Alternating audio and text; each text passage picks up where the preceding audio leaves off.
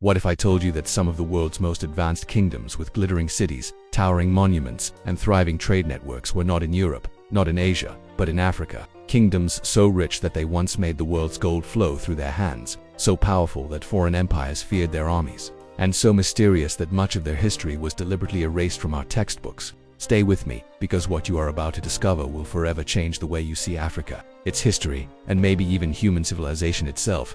For centuries, we've been told a very simple version of Africa's story, that it was a dark continent, isolated, primitive, and waiting for outsiders to discover and civilize it. But this was never true. Long before European colonialism, Africa was a continent of mighty empires, brilliant scholars, advanced engineers, and wealthy kings who shaped the course of world history, and yet their stories were buried, forgotten, and in many cases erased on purpose. Today, we are going to dig them up.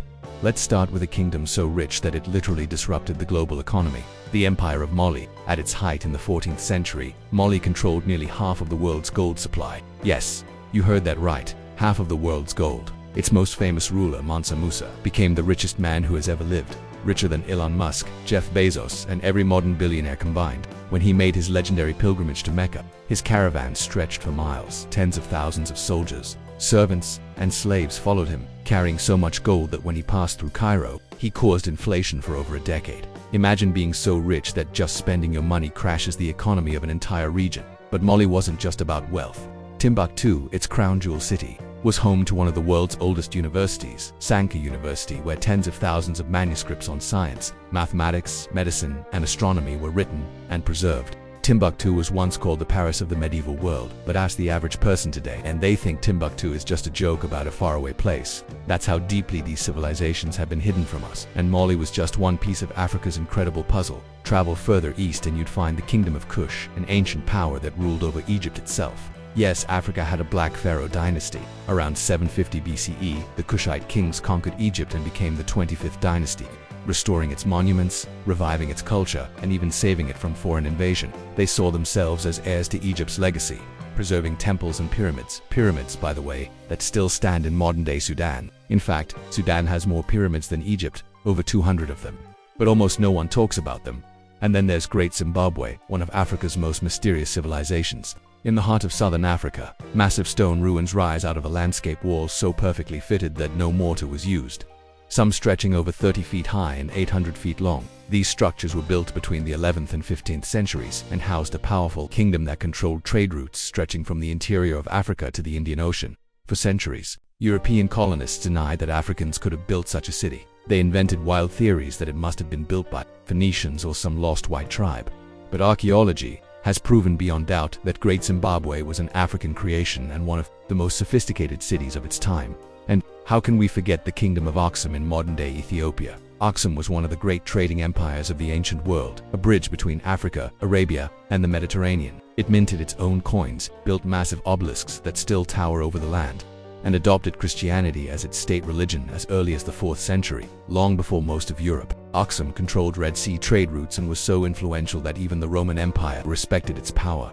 But perhaps the most mysterious of them all was the city of Benin in present-day Nigeria. When Portuguese explorers first saw Benin City in the 15th century, they were stunned. They wrote that its streets were wider and straighter than those of Lisbon. Its walls and moats stretched for hundreds of miles, a network so vast that it has been called one of the largest earthworks ever created by human hands. The city's arts, the famous Benin bronzes, were so finely crafted that European scholars couldn't believe Africans had made them. And what happened to Benin? In 1897, the British invaded, burned the city to the ground, and stole thousands of its treasures, which now sit in European museums. This is why much of Africa's history feels missing, because much of it was literally stolen and shipped away.